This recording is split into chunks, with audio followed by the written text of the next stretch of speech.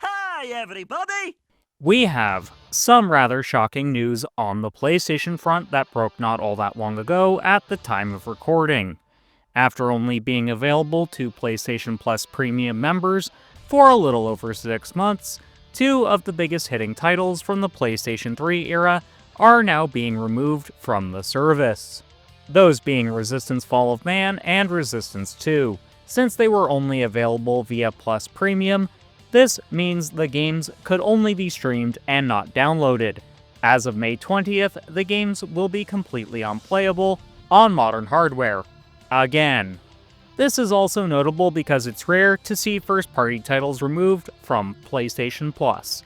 Usually it's just third-party titles that come and go. Notable first-party releases that were on the service and later left would be the duology of Horizon games. So what does this mean for the Resistance franchise? Before we get into the meat of this though, hit the subscribe button and ring the notification bell if you want to stay up to date on the latest news regarding PlayStation, JRPGs, and fighting games. Normally I'd get right into the meat of the matter, but I feel like the younger members of the audience need a bit of a history lesson regarding how important Resistance was to PlayStation during the PS3 era. Use the chapters in the description if you want to skip ahead. So, Resistance Fall of Man released on the PlayStation 3 on November 11th of 2006, making it one of the first games released for the system, which is notable because the PS3, during its first year on the market, had remarkably few games that were actually worth purchasing. Basically, Resistance Fall of Man was the killer IP for the console. As a result, it was pretty much bought with every system, and might as well have been a pack-in game. As a result, Resistance sold well enough to warrant a sequel which came out almost exactly 2 years later. The second game also sold really well, though by this point the PS3's library was looking considerably better, and people were starting to see the value in the console, which had a staggering price tag for its time, especially when you consider the world was in an economic crisis during that time frame. Basically, Resistance and Uncharted were the two big stalwarts of the PS3, with Uncharted always being the more commercially successful of the two, as it just appealed to a larger audience. I'm bringing that up because Uncharted was kind of the reason Resistance ultimately crumbled. The third game would launch on September 6th of 2011. Uncharted 3 would launch that same year on November 1st. So, clearly, releasing the two so close together really hurt the sales of Resistance 3. It's also not like 2011 was a weak year for games either. In fact, that general time frame was pretty stacked for releases, further hurting the sales of the third game. But Resistance wasn't snuffed out entirely. It would see a spin-off in May of 2012 for the PlayStation Vita called Resistance Burning Skies. Because of Burning Skies being a Vita title, it was basically put out there to die. As a result, Resistance sat out the whole of the PlayStation 4 era, which is too bad really, since the PlayStation 4 really lacked a killer first-person shooter that was first-party. Yes, I'm aware Killzone Shadowfall is a thing. But Sony never went back to the IP after the PS4's launch, and they didn't really try to appeal to that demographic again, which ultimately brings us to today, with Resistance Fall of Man and the second game getting put up on PlayStation Plus, and it being removed half a year later. So, what does this actually mean for the series? Since this news dropped, I've been seeing a lot of doom posting from PlayStation fans, mostly from the usual black-pilled nihilists who think the games industry revolves around them.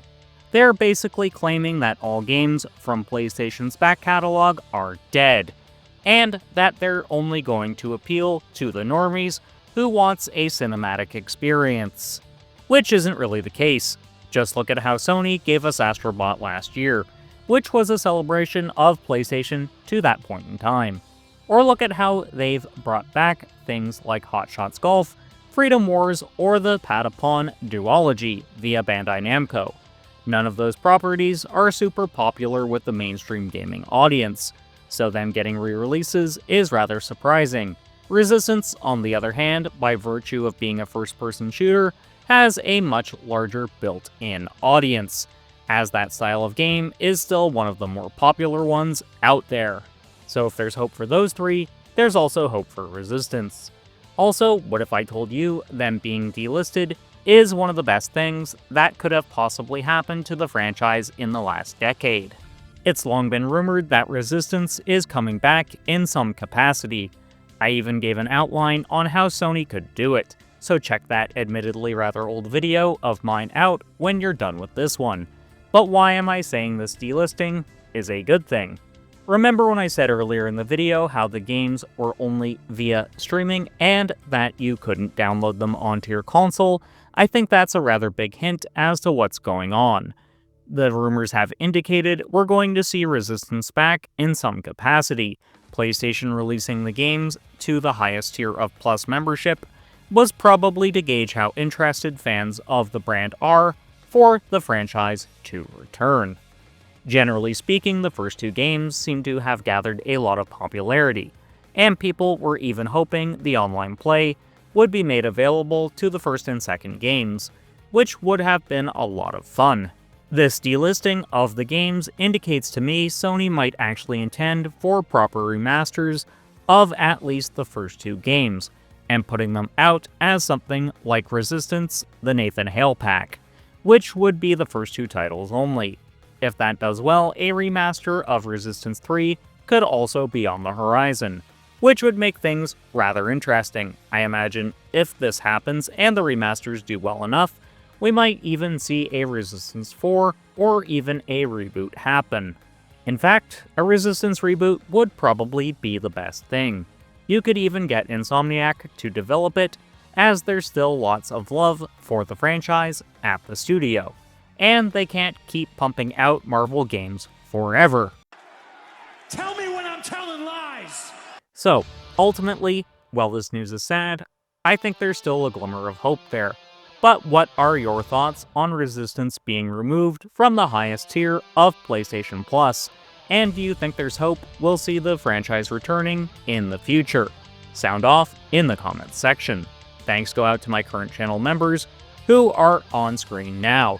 To get your names in the credits, consider hitting the join button or the link in the description. You'll get other perks too. Now check out my video on how Resistance should return, and until next time, keep blazing that trail.